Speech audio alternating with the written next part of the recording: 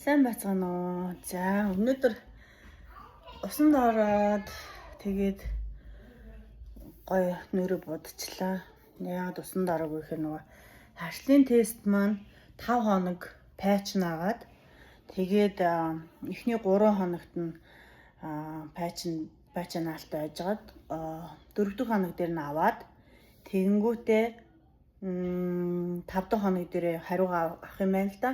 Гэсэн чинь минийх нөгөө дахиад нөгөө маш олон позитив гарсан учраас дахиад харах хэрэгтэй болоо 2 өдөр сунгаад тэгээд 7 өдөр ерөөс усанд ороогүй, усанд орч чадаагүй. Тэгээд өнөөдөр арай хийж усанд орлоо. Харшлынхаа хариунуудыг сонссон.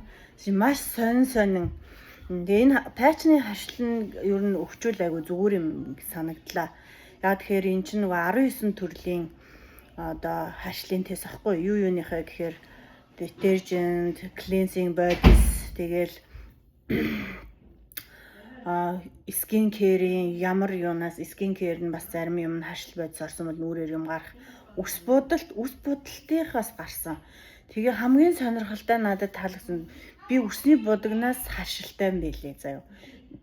Би энэ бор өнгөөр буцсан чи миний хуйх ингээд захтнаад байсан хгүй юу. Тэгээ би ямар сони юм бэ яагаад захтнаад байгаа юм бол гээл ер нь үсээ будгаар л дандаа тэгдэв.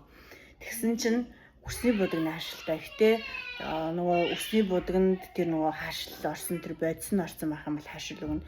Тэгээ маш сайн анхаарч үсний будгаа, нүүрний будгаа, тэгээд детержент, цэвэрлэгээний бодис эднэрийг бүгдийг ингэж маш сайн харж иж авах хэрэгтэй болсон. Маш сенситив юм байлээ. Сенситив гэдэг нь болохоор мэдрэг. Тэгээд амархан тэр хүчтэй үнэрээс хашил авдаг, нүрээр юм гардаг, ингээ раш захтандаг, бээр юм гарчдаг. Заримдаа ингээд санаандгүй нөгөө юм хүм ингээл өмнө төрчээр нь юу мэддэхгүй ингээл улаачдээ штэ. Тэр чинь болохоор чиний тэр нөгөө харшилтай юмд хүрсэн байна гэсэн үг гэдгсэн. За харшил нэг юмэрхүү үнэхээр сонирхолтой юм байлээ. Та бүхэн тэр патчны харшлыг бас тавиад үзүүлээрээ гэж бас хэлмээр байна. Тэгээ энэ 2026 онд ноороо миний бие өөртөө ингээд маш одоо шинжилэлтүүдийг хийж байгаа.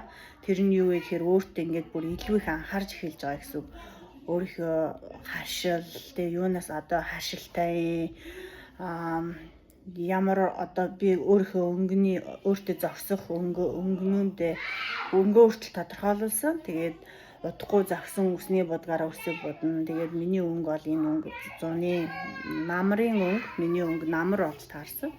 Тэгээд маш их шинжилтүүдийг нь ялангуяа эрүүл мэндийн талаас бол бүх шинжилгээнүүдэд хамрагдъя гэж би бодож байгаа. Яа тэгэхээр маш хүчтэй ходоодны өвдөлт аваад өвдснөөсөө болоод за ер нь одоо өөртөө анхаарал тавья, өөрийгөө хайрлая, идэж уух юмд анхаарай гэдэг ингээд өөрийгөө ингээ бүрэн шинжилгээр шийдсэн. Та бүхэн бас тэгээрэй. Яа тэгэхээр би өмнө нь болохоор яагаад энэ зүйлүүдийг хийдггүйсэн гэхээр нөгөө депрешнтэй хүмүүс ойлгож байгаа юу ч хийх хүсэлгүй өөрийгөө ч анхаарахгүй ингээд хайчдсан юм. Тэгээд ингээд депрешнээсээ гараад эдгээд ирэхээр би өвдөөд би чинь нөгөө дийлхэ бэцэн байсан байгаа байхгүй. Тэгээ би чинь ингээ багаагаар өвдөж эхлээд ингээд чам дохоо өгөөд тийм болохоор өөртөө ингээд маш сайн хараад эрүүл мэндийн шинжилгээг өгрөө. Депрешнд орсон хүмүүс хэсэг хугацаанд хэцүү. Үнэхээр ингээл гэршээс гармааргүй санагдаад өөрийгөө тусгаарлал хүмүүстэй уулзмааргүй санагдаад гівгэнт уулмаар санагдаад заримдаа ингээл гайгүй өглөө осол ямар байх чиний тэр мэдрэмжээс чинь шалтгаалдаг тий. Гэтэ тэр мэдрэмжнүүд дээр ингээ ороод би ингээ туулаа гарцсан учраас одоо ингээд энэ миний туулсан энэ туршлага маань миний өсвөр насны хүүхдтэй маш их хэрэг болж байгаа байхгүй. Би өсвөр насны хүүхдтэй яаж харьцах яах вэ гэгээд бүгдийг мэддэг болчихж байгаа. Тийм болохоор депрешнд орсон бол өөрийгөө битээ хаяарай, аль болох хурдан тэндээсээ гараад над шиг битээ гэж удаан зурлаж ороо. Хүн хүний туулах хугацаа нь өөр, хүн хүний туулах тэр цаг хугацаа нь өөр угаасаа.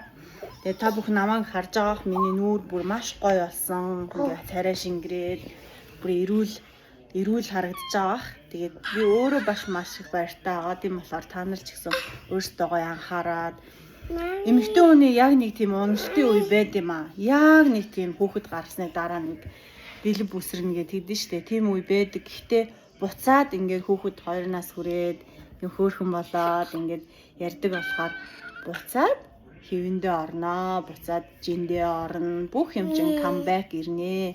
Тэр хугацаа хүртэл хичээгээрэй гэж хэлмээр байна. Баярлалаа. Надтай хамт байгаараа таалагдвал миний богино бичлэгийг үзээд фоллоу дараарай. Баяртай.